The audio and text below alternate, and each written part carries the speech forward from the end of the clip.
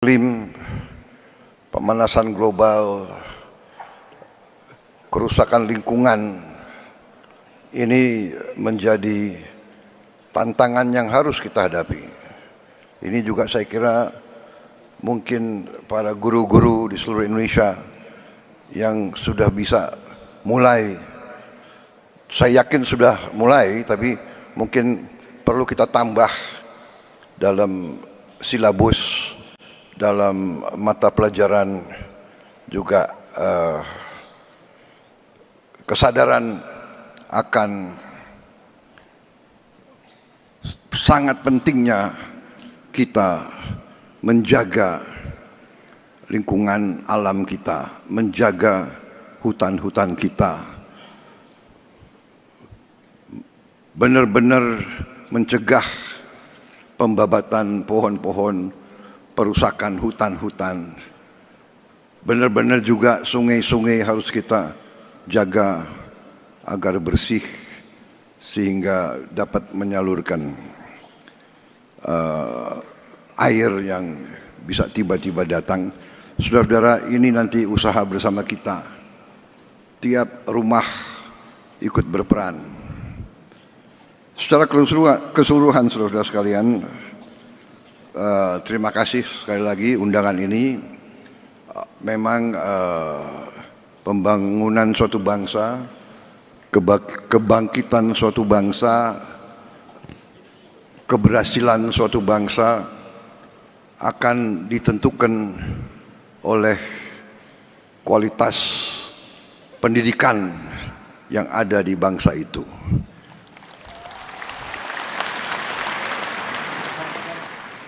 Karena itu, setiap negara yang berhasil harus investasi besar-besaran dalam bidang pendidikan.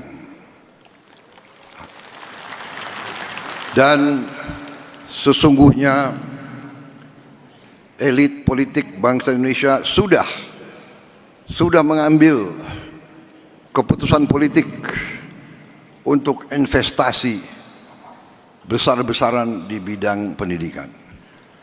Bidang pendidikan adalah mata anggaran yang terbesar dalam anggaran nasional kita. Dalam APBN kita, mata anggaran yang terbesar adalah pendidikan. Oleh undang-undang, bagian pendidikan, mata anggaran pendidikan harus memenuhi minimal 20%. Kalau tidak salah, APBN kita sudah lebih dari 20%. Total semua yang akan kita kerahkan. Saudara-saudara, anggaran yang demikian besar, kita harus pastikan, harus yakinkan sampai benar-benar ke ujung sasaran kita, yaitu para guru, para siswa, dan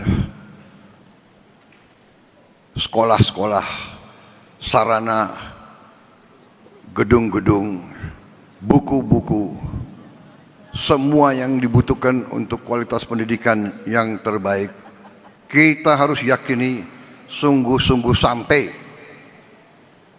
Saudara-saudara sekalian, bagian dari APBN kita sudah sangat besar. Banyak negara lain tidak menempatkan pendidikan paling atas. Negara-negara tertentu menempatkan pertahanan yang paling atas. Ini bisa diperiksa anggaran India, anggaran Pakistan, bahkan anggaran Singapura, apalagi anggaran negara-negara lain, Amerika Serikat. Di banyak negara itu anggaran pertahanan yang paling di atas. Kalau tidak salah, di India pertahanan paling atas, nomor 2 adalah makan bergizi gratis, nomor 2 di India.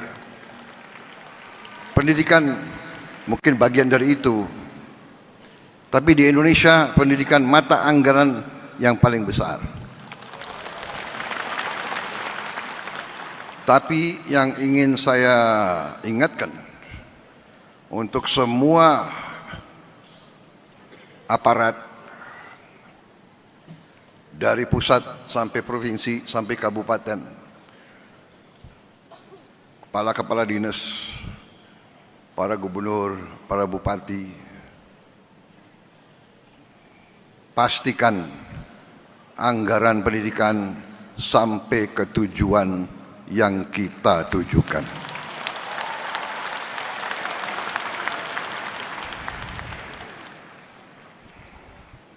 Jangan sampai anggaran pendidikan yang begitu penting bagi kebangkitan bangsa kita, jangan sampai anggaran pendidikan diselewengkan.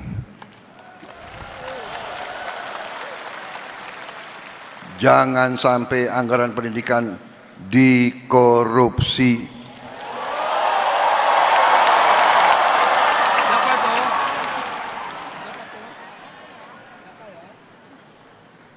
Maaf, ini harus saya sampaikan. Saudara-saudara, pendidikan, hanya melalui pendidikan kita bisa benar-benar menjadi negara merdeka.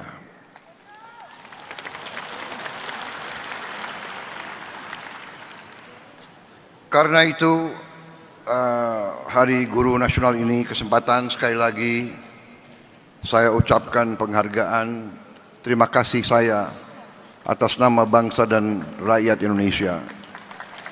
Terima kasih saya kepada semua guru yang ada di Indonesia, semua guru dari semua tingkatan.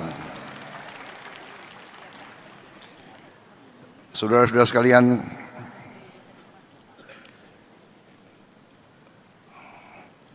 saya sangat merasa demikian pentingnya pendidikan, sehingga uang-uang yang kita hemat, uang-uang yang berhasil akibat efisiensi kita realokasikan, kita utamakan ke pendidikan. Tahun ini kita baru mampu memperbaiki 16.000 sekolah. Baru mampu.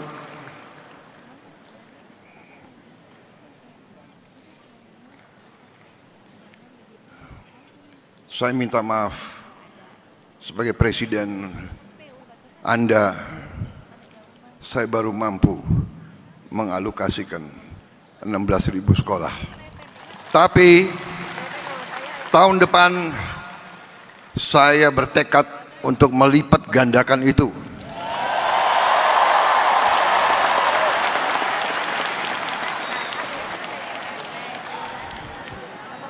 Berapa kita bisa? Menseknek, kau yang aku tanya, jangan kau lihat kiri kanan. Jangan kau lihat Menteri Keuangan, kau yang aku tanya. Berapa yang kita rencanakan tahun depan? Berapa? Minimal 60.000.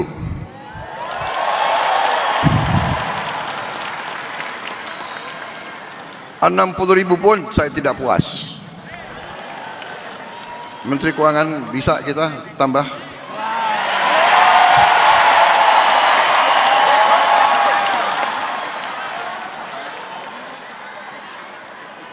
Terima kasih.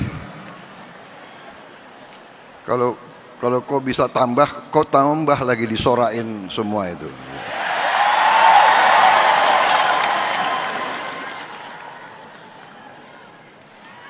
Saya kira cukup ya, cukup, intinya itu kan.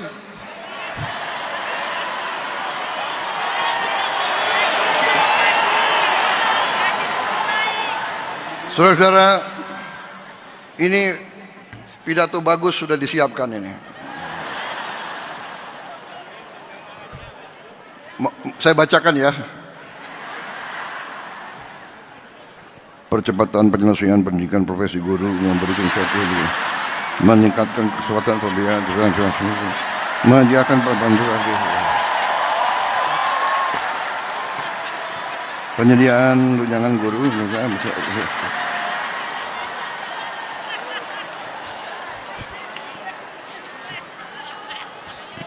bosan nggak kau dengar kayak gitu? Bosan? Jangankan kau, aku pun bosan.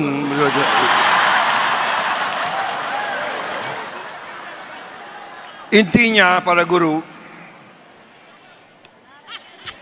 intinya adalah saudara-saudara adalah tonggak yang paling penting dalam pembangunan bangsa Indonesia. Kita semua yang duduk di depan ini, para profesor, para menteri, menko, jenderal, kita tidak bisa di sini. Saya tidak bisa di sini kalau tidak ada guru-guru yang baik mendidik kita. Dan guru-guru yang baik kadang-kadang harus tegas. Karena anak-anak kita ya memang namanya anak-anak, ada yang nakal. Ada yang malas. Benar. Saya boleh kasih satu pengakuan. Aku kasih pengakuan ya. Aku termasuk yang nakal dulu itu. Untung udah jadi presiden. Tapi memang kalau guru-guru saya dulu nggak tegas, nggak keras sama saya nggak bisa berdiri di sini. Jadi, hai orang tua di mana-mana, kalau guru itu keras, jangan-jangan anakmu yang nakal.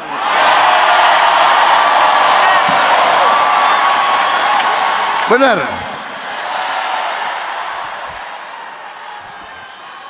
Kalau anak nakal terus dibiarkan nakal, dia nggak bisa jadi orang baik.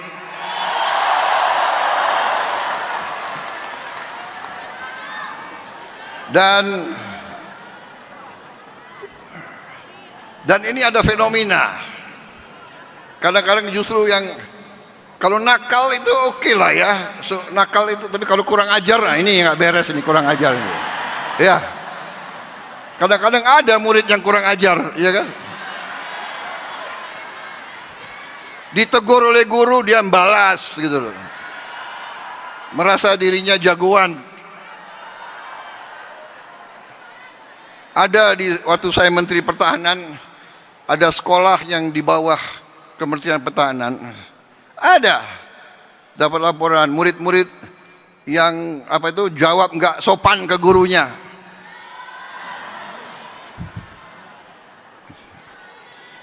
Ada yang banting pintu, langsung kepala sekolah memberhentikan anak itu.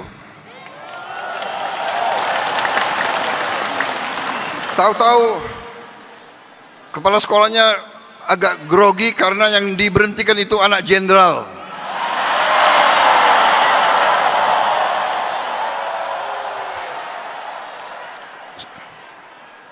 Kepala sekolahnya telepon saya bilang, nggak usah ragu-ragu, mana jenderal itu, suruh menghadap saya. Aku tunggu-tunggu, nggak datang-datang juga itu jenderal itu. Kalau bapaknya orang besar, anaknya harus lebih sopan, lebih baik, jangan kurang ajar. Kalau bapaknya tokoh, bapaknya jenderal, bapak pemimpin, anaknya harus lebih sopan, lebih baik, lebih tertib. Menteri Pendidikan, ya nggak usah ragu-ragu. Guru-guru harus kita dukung. Guru-guru adalah masa depan Indonesia. Makanya semua anak Indonesia, saya selalu minta cintai orang tua, hormati guru, saudara-saudara sekalian. Jadi pendidikan akan kita benahi, akan kita perbaiki secara besar-besaran. Secara besar-besaran. Kita negara besar. Persoalan kita besar. Kita mengejar negara-negara lain yang begitu cepat perkembangannya. Kita tidak boleh kalah. Kita ingin mengejar mereka. Untuk itu kita harus mengambil langkah-langkah yang berani. Saudara-saudara sekalian. Langkah-langkah yang saya ambil antara lain adalah memilih teknologi dengan digitalisasi. Presiden aja nggak bisa ucap, apalagi kalau digitalisasi pembelajaran. Digitalisasi pembelajaran. Kita menggunakan teknologi untuk melompat. Saya mengirim layar interaktif ke semua sekolah di Republik Indonesia.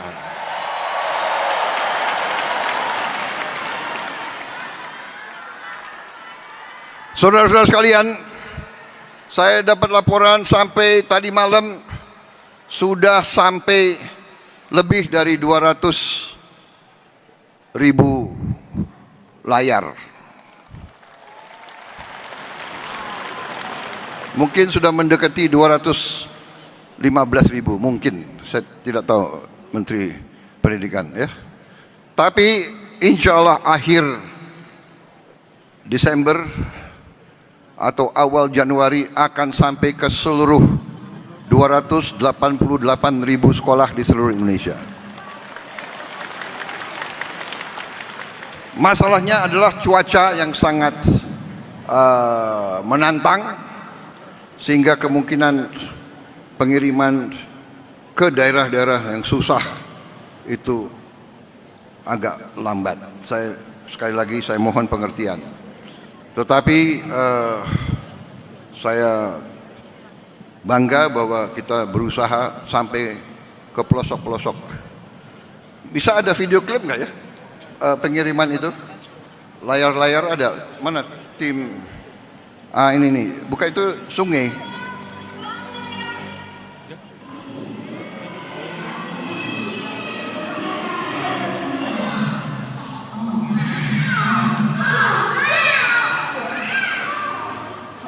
Pengiriman, ya, ini yang berhasil ya. Ini yang udah sampai. Ada yang pengiriman nggak?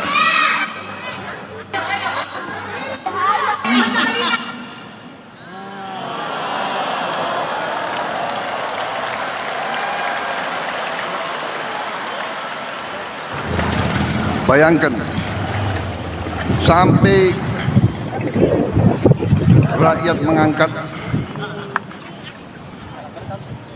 daerah-daerah paling terpencil kita kirim. Demikian pentingnya kita menganggap setiap sekolah, setiap ruang kelas tidak boleh ada satu desa yang tertinggal.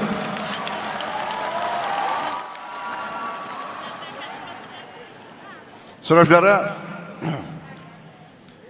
dan tahun depan rencana kita tambah tiap sekolah 3 layar.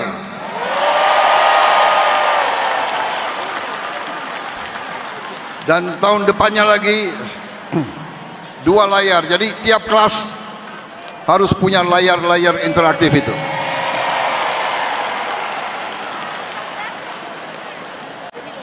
Dan akan ada konten-konten yang sangat besar jumlahnya. Hampir semua pelajaran dari semua tingkatan akan bisa diakses oleh layar tersebut. Dan juga rencana kita akan kita lakukan dari studio terpusat, kita akan siarkan pelajaran-pelajaran dari guru-guru yang terbaik di Indonesia. Kalau perlu kita datangkan dari luar negeri juga. Jadi semua sekolah di pelosok manapun bisa belajar bahasa Inggris dari guru asli dari Inggris, bahasa Mandarin, guru asli Mandarin, bahasa Perancis, bahasa Jerman, bahasa Korea, bahasa Jepang, bahasa Portugis. Kita ajarkan di semua sekolah kita, supaya nanti anak-anak kita begitu lulus, dia bisa bekerja dimanapun di bumi ini, saudara-saudara sekalian. Dia bisa bersaing dengan siapapun. Saudara-saudara, tadi sudah disebut, kita tambahkan program-program supaya guru-guru kita bisa naik kelas, bisa punya gelar S1. Tapi yang penting jangan hanya kejar gelar, tapi benar-benar ilmunya, pengetahuannya itu yang harus dikuasai.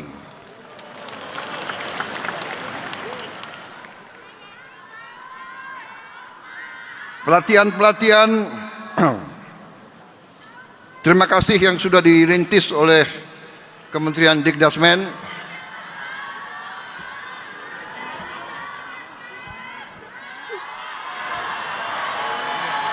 Apa? Enggak dengar saya.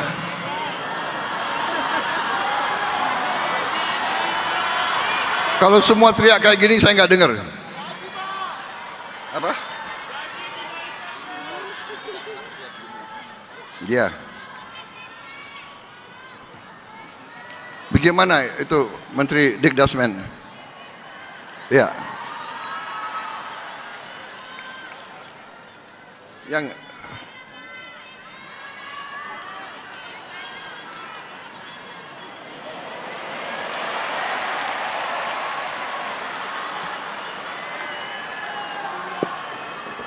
Terima kasih Bapak Presiden.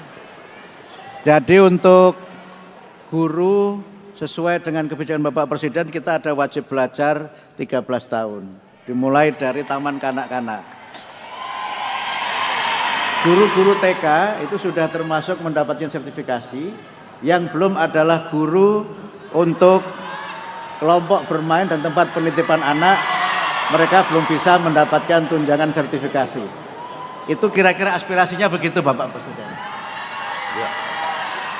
Dan untuk murid-murid TK tahun ini akan mendapatkan PIP.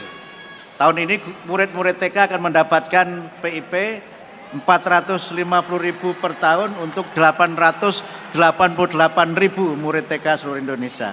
Guru maksudnya? Kalau gurunya memang guru TK itu sudah bisa mendapatkan tunjangan sertifikasi. Okay. Yang belum adalah guru kelompok bermain dan guru penitipan anak.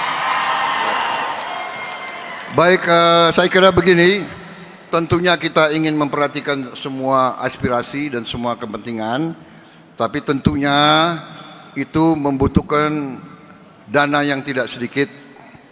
Anggaran pendidikan kita sudah yang terbesar alokasinya. Kita akan tambahkan bila perlu dan bila mampu. Ya. Masalahnya adalah saya mohon dukungan saudara-saudara. Kita harus memberantas korupsi dari Indonesia ini.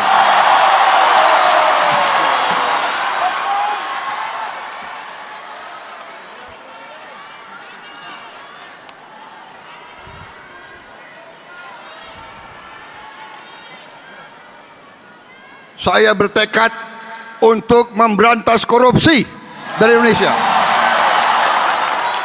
Memang saya minta pengertian. Masalahnya sudah sangat berat tidak bisa dalam 1-2 hari. Saya tidak punya tongkat Nabi Musa, saya tidak punya. Dan kita punya sistem. Ya, memang ini masalahnya. Anggaran dirongrong, markup di mana-mana. Saya minta menteri-menteri awasi anak buahmu, awasi pejabat-pejabatmu.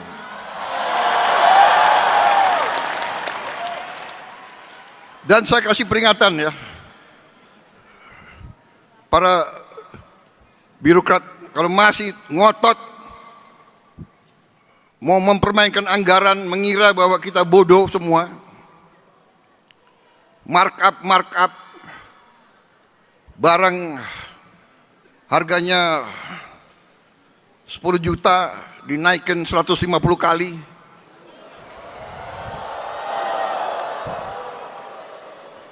Jangan kira saya tidak tahu.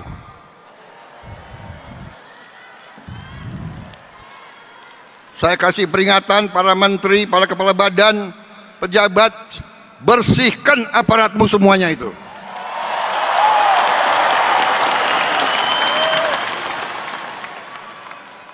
Kita butuh setiap rupiah untuk kepentingan rakyat, untuk kepentingan guru-guru, untuk kepentingan perbaikan sekolah.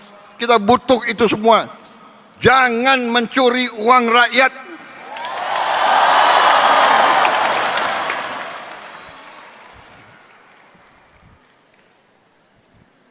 Terima kasih, Menteri Pendidikan.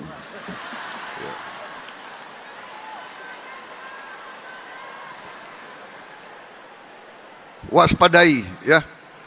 Ini banyak menteri di sini. Sekarang ada digital. Rakyat, anak-anak di desa manapun bisa langsung hubungan sama saya. Yang capek aku.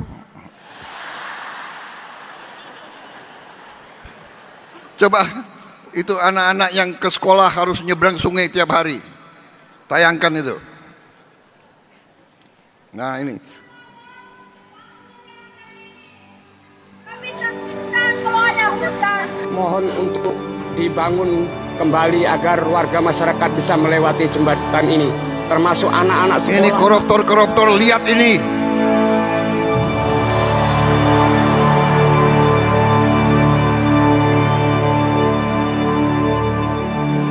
Jalan sungai daripada harus muter ke sana buat nganterin sekolah.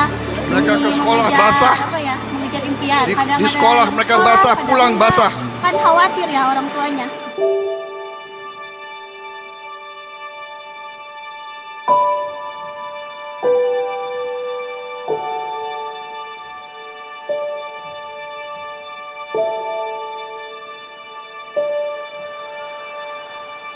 Kami keseringan dihambat banjir di saat kami pergi ke sekolah, dan kami mohon kepada Bapak untuk membangun jalan kami ini karena kami tersiksa kalau kami pergi ke sekolah.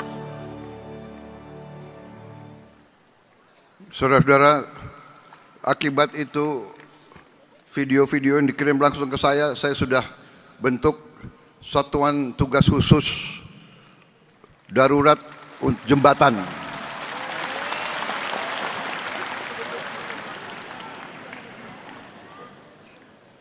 Kita butuh membangun 300.000 jembatan di seluruh pelosok-pelosok yang terpencil. 300.000 jembatan. Ada yang kecil, ada yang penyeberangan. Ini sedang kita rancang. Anak-anakku sabar, saya sedang bekerja. Mudah-mudahan tahun depan semua jembatan bisa berdiri.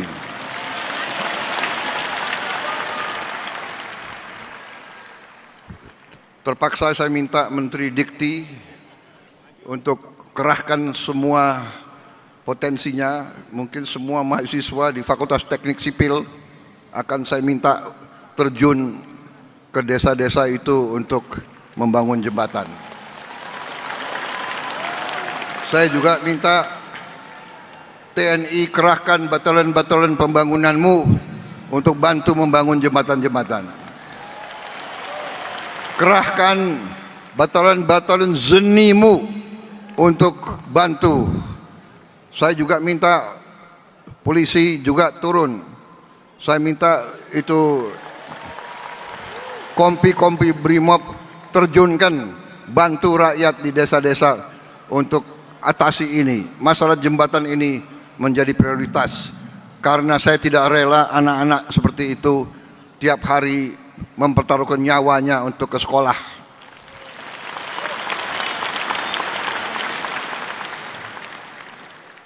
Jadi, hei elit-elit di Jakarta, hei kelompok orang pinter, lihat rakyatmu. Kita atasi itu tidak dengan wacana, tidak dengan teori, tidak dengan gagasan, tidak dengan hardik menghardik, tidak dengan maki memaki, tidak ngenyek. Kita harus atasi jembatan itu dengan kerja nyata, pikiran nyata. Dan tiap jembatan bagaimanapun butuh sumber daya, butuh uang. Ini sedang tambah lagi pusing Purbaya. Enggak apa-apa Purbaya, pusingmu mulia untuk rakyat. Aku lihat kau belum botak jadi masih kuat kau.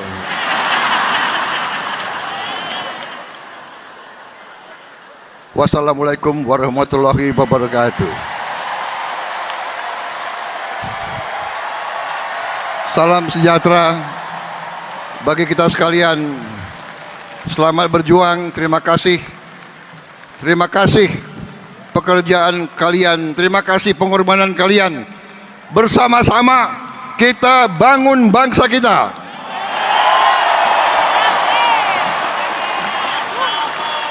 Saya minta dukunganmu, saya minta doamu, saya minta doamu, saya minta dukunganmu. Bantu saya berantas korupsi.